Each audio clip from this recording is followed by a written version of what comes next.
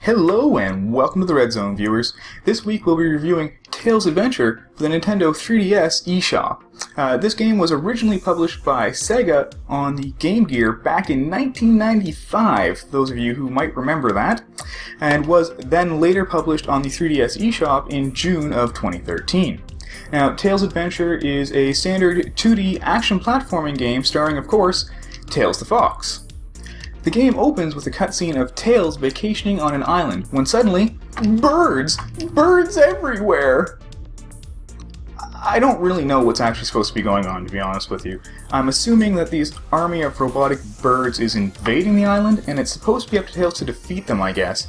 But, I don't know, maybe the birds are the native inhabitants of the island? Maybe we're the invader? You know what, the plot's not really important. After all, this is a traditional platformer, and what we're here for is the gaming. And the gaming's actually pretty good. You'll make your way through a variety of different levels, defeating enemies, beating bosses, and of course, unlocking more levels. Now, the interesting part is that as you make your way through these levels, you'll actually find a variety of power-ups, and these power-ups will give Tails new abilities and gain access to previously inaccessible parts of these other levels. So, you'll be able to find hidden secrets, new exits, and, of course, more power-ups. And the more power-ups you find, the more areas you'll have access to, the more you can explore, the more new levels you can get to, and, of course, complete. The whole thing has a sort of Metroidvania feel to it. Not quite the same. I mean, there is still an overworld that acts as a hub for the individual levels, but there's plenty of exploration to do, and I really enjoy that. Tails starts out with just a simple bomb attack. Now granted, it is an unlimited supply of bombs he's hucking at enemies, but you won't really be able to do too much with them, at least not to start with. But as you go through, like I said, you'll find more power-ups, and these power-ups range from, a hammer, to a remote-controlled robot, to even a submarine. It's pretty cool. The power-ups show a decent amount of variety, and they're pretty fun to use too, but be careful. You can only take 4 power-ups with you into any level at any given time, and this is done by going to Tails' house on the island and selecting which power-ups you want to bring along. From there, you just pick the level, and you're off. But, if you don't pick the right power-ups, you're gonna have a bad time. Controlling Tails, overall, is okay. It's not as good as it could be. Sometimes it felt a little bit loose control-wise, but for the most part it's pretty good. There were a few times I tried to activate Tails' double jump, and instead I actually ended up watching him fall to his untimely demise. But, for the most part, it's pretty good.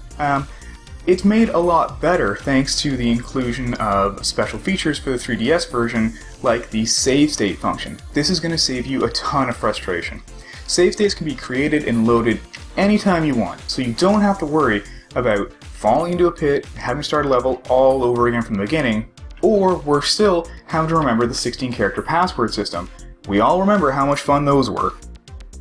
Frustrating pits aside, the levels themselves are actually pretty well designed. They do a decent job of leading the player through without making things too easy or too complicated. Now, there were a couple questionable enemy placements, but on the whole, not too bad.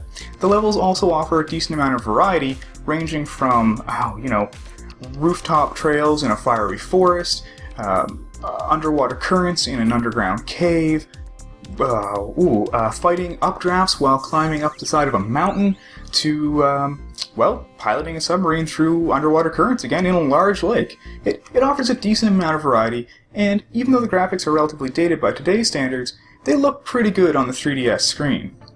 The 8-bit graphics do a good job of imitating the 16-bit style of the Sonic games, which were so popular in the day.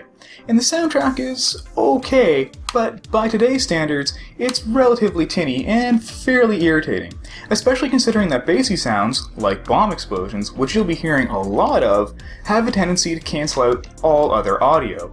So, okay, but definitely not so great by today's standards. That said, if you're looking for a retro platformer full of diverse levels, platforming action, and a Metroidvania sense of exploration and adventure, then Tails Adventure might just be for you.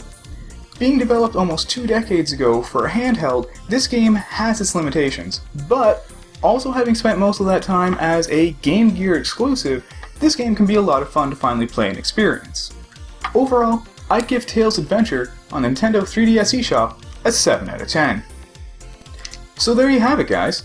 Let me know in the comments below what you thought of this game, or if you're interested in playing it, and in the meantime, stay in the zone.